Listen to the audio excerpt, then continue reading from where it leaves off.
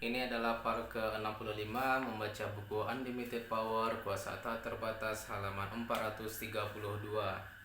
Begitu Anda berkomitmen terhadap sebuah tim, tantangan kesempurnaannya adalah menjadi pemimpin. Itu bisa berarti menjadi presiden sebuah perusahaan yang terdaftar dalam Furnitur 500 atau menjadi guru yang sebaik mungkin. Itu bisa berarti menjadi wirausahawan yang lebih baik atau orang tua yang lebih baik. Pemimpin sejati mempunyai pengetahuan tentang kuasa prosesi, kesadaran bahwa perubahan-perubahan besar berasal dari hal-hal yang kecil. Mereka sadar bahwa segalanya yang mereka ucapkan dan lakukan berkuasa luar biasa untuk memberdayakan dan memberanikan sesamanya. Itulah yang terjadi dalam kehidupan saya. Ketika masih sekolah menengah, saya mempunyai seorang guru pidato yang meminta saya jangan pulang dulu suatu hari. Saya bertanya-tanya apa salah saya. Katanya, Tuan Robbins, saya rasa Anda punya bakat untuk menjadi pembicara yang luar biasa dan saya ingin mengundang Anda untuk berbicara dalam kompetisi minggu depan bersama tim dari sekolah kita.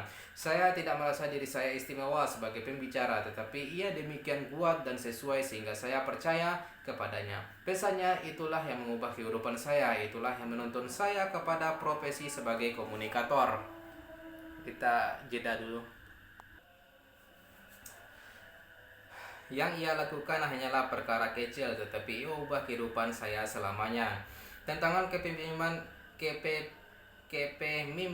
adalah mempunyai cukup besar dan visi, cukup kuasa dan visi untuk dapat memproyeksikan terlebih dahulu hasil akhir apa yang akan dihasilkan tindakan-tindakan Anda, entah besar entah kecil. Keterampilan komunikasi dalam buku ini menawarkan cara penting untuk membuat pembedaan-pembedaan tersebut. Kebudayaan kita membutuhkan lebih banyak model sukses, lebih banyak simbol kesempurnaan. Kehidupan saya telah dikaruniai oleh para guru dan mentor yang memberi saya hal-hal yang tak ternilai. Sasaran saya adalah kehidupan adalah memberikan balasannya. Itulah yang saya harapkan juga Anda lakukan dengan bantuan buku ini, dan itulah yang saya coba lakukan dalam profesi saya. Mentor pertama saya adalah seorang bernama Jim Rohns. Dia adalah yang mengajari saya bahwa kebahagiaan dan sukses dalam kehidupan bukanlah hasil dari apa yang kita punyai, melainkan dari bagaimana kita hidup. Apa yang kita lakukan dengan hal-hal yang kita punyai itulah yang menghasilkan perbedaan terbesar dalam kualitas kehidupan. Dialah yang mengajari saya bahwa bahkan hal-hal yang terkecil pun bisa menghasilkan perbedaan besar dalam kehidupan. Umpamanya, dialah yang memberitahu saya untuk selalu menjadi orang yang suka memberi. Contohnya adalah soal semir sepatu. Katakanlah sang tukar semir sepatu sangat baik hasil kerjanya. Ia bersiul dan ia gunakan kain rombengnya yang baik dengan baik untuk menyemir sepatu. Ia beri Anda nilai yang besar. Jim mengatakan kepada Anda merogoh saku untuk memberinya upah, dan Anda tidak tahu pasti berapa upahnya. Pilihlah selalu untuk memberikan lebih. Itu bukan hanya demi dirinya saja, melainkan juga demi diri Anda sendiri. Kalau Anda memberinya upah yang biasa, Anda akan melihat sepatu Anda hari itu dan berkata dalam hati, aku hanya memberinya sedikit. Kok pelit sekali aku, padahal hasil kerjanya begini baik. Kalau Anda memberinya lebih, itu akan mempengaruhi perasaan Anda tentang diri sendiri. Bagaimanakah seandainya Anda memegang prinsip bahwa setiap kali Anda lewati seseorang yang sedang mengumpulkan dana, Anda selalu menyumbang? Bagaimanakah seandainya Anda membuat komitmen otomatis untuk selalu membeli dari pramuka atau siapapun? Bagaimanakah seandainya Anda memastikan diri menghubungi teman-teman Anda sesekali hanya untuk mengatakan, bukan apa-apa, aku hanya menelpon untuk mengatakan bahwa aku mengasihimu. Bukan mau mengganggu, aku hanya ingin mengkomunikasikan itu kepadamu. Bagaimanakah seandainya Anda memastikan diri untuk mengirimkan memo-memo ucapan terima kasih kepada orang yang telah berjasa bagi Anda? Bagaimanakah seandainya Anda khususkan waktu dan upaya untuk merenungkan cara-cara baru dan unik untuk mendapatkan lebih banyak sukacita dari kehidupan ini dengan memberikan nilai tambah bagi kehidupan sesama? Tentang itulah gaya hidup. Kita semua punya waktu.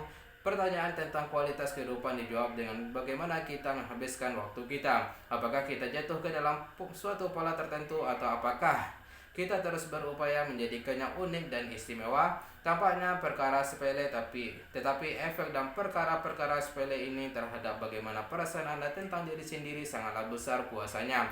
Ini mempengaruhi representasi internal Anda tentang siapa Anda, dan oleh Karenanya juga kualitas kondisi-kondisi Anda dan kehidupan Anda telah Anda praktekkan kebiasaan memberikan lebih itu dan telah saya tuai imbalannya. Saya menawarkannya untuk Anda mempertimbangkannya. Saya percaya itulah filosofi yang dapat memperkaya kehidupan Anda kalau Anda belum mempraktekannya. Ahli kimia yang dapat mengambil sari dari hatinya unsur-unsur seperti belas kasih, penghormatan, kerinduan, kesabaran, penyesalan, keheranan, dan kerelaan memaafkan dan mencampurnya menjadi satu bisa menciptakan atom yang disebut kasih itu. Khalil Gibran.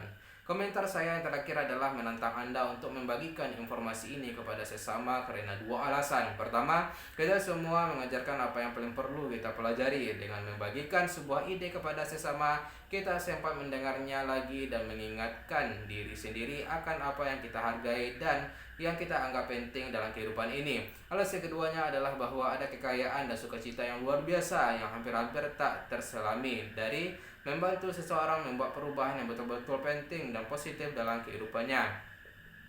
Saya pernah mendapatkan pengalaman tahun lalu pada salah satu program anak-anak kami yang takkan pernah saya lupakan.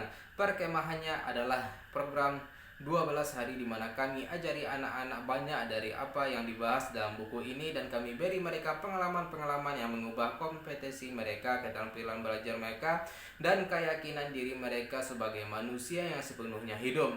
Selama musim panas tahun 1984, kami akhiri perkemahan itu dengan upacara di mana semua anak mendapatkan medali emas seperti medali Olimpiade.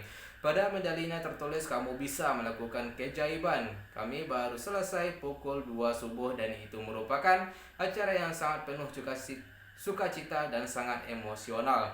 Saya kembali ke kamar saya lelah setengah mati mengetahui bahwa saya harus bangun pukul 6 pagi untuk terbang ke acara berikutnya, tetapi juga merasa sangat bangga seperti ketika Anda tahu bahwa Anda telah menjadikan hari Anda itu berarti. Maka saya pun sudah siap tidur pukul 3 subuh ketika mendengar ketokan pintu saya. Saya berkata dalam hati, siapa sih subuh-subuh begini?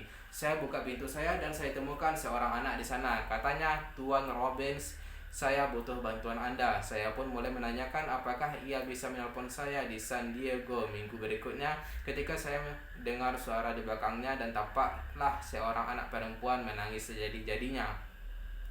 Saya tanyakan ada apa?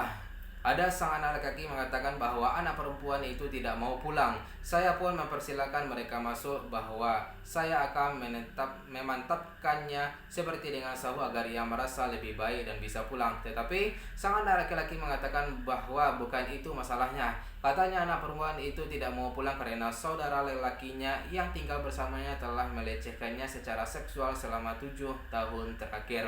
Maka saya pun mempersilahkan mereka berdua masuk dan menggunakan peralatan yang telah kita bahas dalam buku ini. Saya ubah representasi internal anak perempuan itu tentang pengalaman-pengalaman negatifnya di masa lalu sehingga tidak lagi menciptakan kepedihan.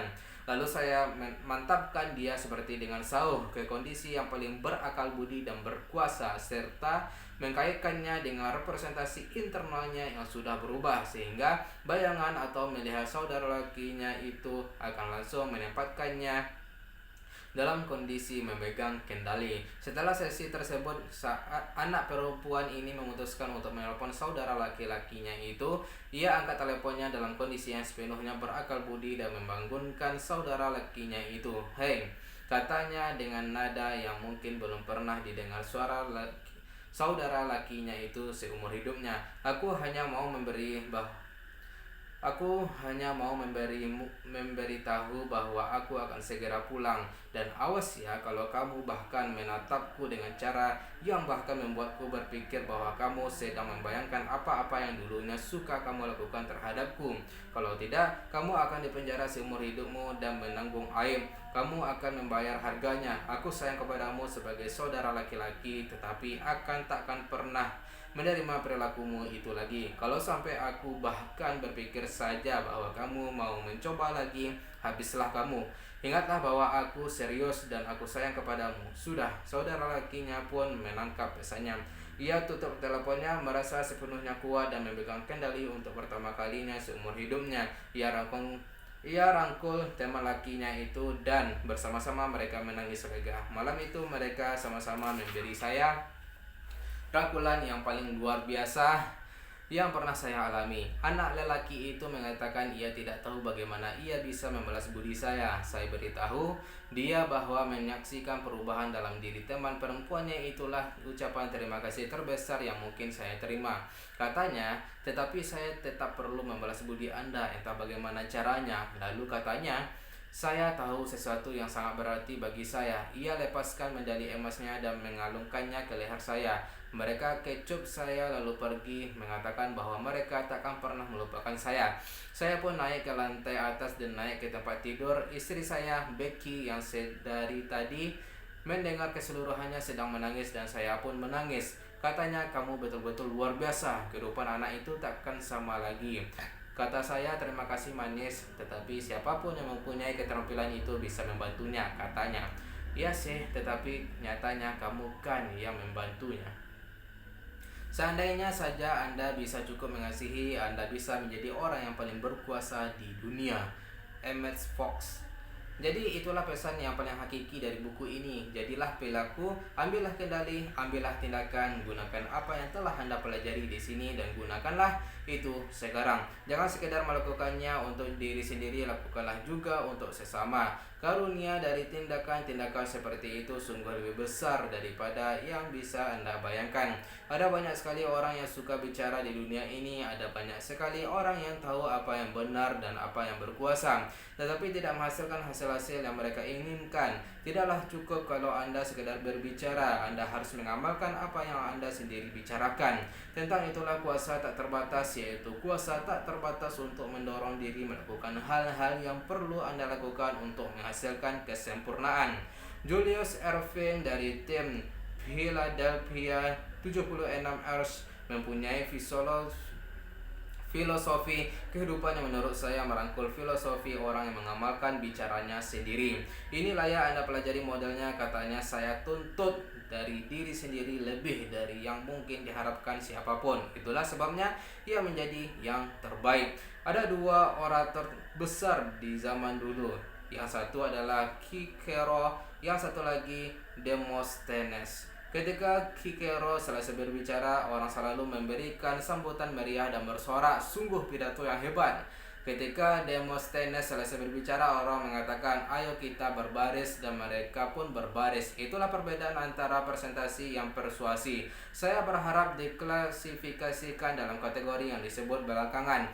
Kalau Anda hanya membaca buku ini dan berpikir, wow, bagus sekali buku ini, banyak sekali peralatan canggihnya, tetapi tidak menggunakan apapun yang di dalamnya, kita telah sama-sama membuang untuk kita. Tetapi kalau Anda mulai sekarang juga dan membaca ulang buku ini dan menggunakannya sebagai buku pegangan untuk mengelola pikiran dan tubuh Anda, sebagai pemandu untuk mengubah apapun yang Anda ingin ubah, maka Anda telah memulai perjalanan hidup yang akan menjadikan bahkan impian-impian terbesar Anda di masa lalu pun tampak hampir-hampir sepele. Saya tahu itulah yang terjadi kepada saya ketika saya mulai menerapkan prinsip-prinsip ini setiap harinya. Saya tantang Anda untuk menjadikan kehidupan Anda suatu mahakarya. Saya tantang Anda untuk hidup setara dengan orang-orang yang mengamalkan apa yang mereka ajarkan, yang mengamalkan apa yang mereka bicarakan. Mereka itulah model-model kesempurnaan yang dikagumi dunia. Bergabunglah dengan tim unik orang-orang yang dikenal sebagai pelaku daripada penghayal, orang-orang yang berorientasi kepada hasil, yang menghasilkan kehidupan mereka persis seperti yang mereka inginkan. Kehidupan saya terinspirasi oleh kisah orang-orang yang menggunakan sumber-sumber daya mereka untuk menciptakan sukses dan pencapaian baru dari diri mereka sendiri maupun sesama. Suatu hari kala mungkin saya akan sempat menceritakan kisah Anda. Kalau buku ini membantu Anda bergerak ke arah itu, akan saya anggap diri saya betul-betul mujur.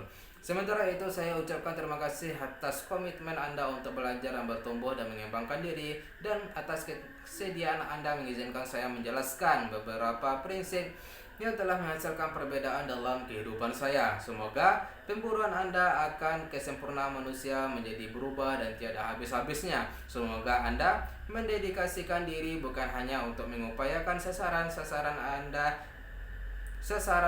yang telah Anda tetapkan, melainkan juga memenuhinya dan menetapkan lebih lagi, bukan hanya memegangi impian Anda, melainkan juga mengimpikan impian yang lebih besar lagi dari yang sudah-sudah, bukan hanya untuk menikmati negeri ini dan kekayaannya, melainkan juga menjadikannya tempat tinggal yang lebih baik, dan bukan saja mengambil apa yang bisa Anda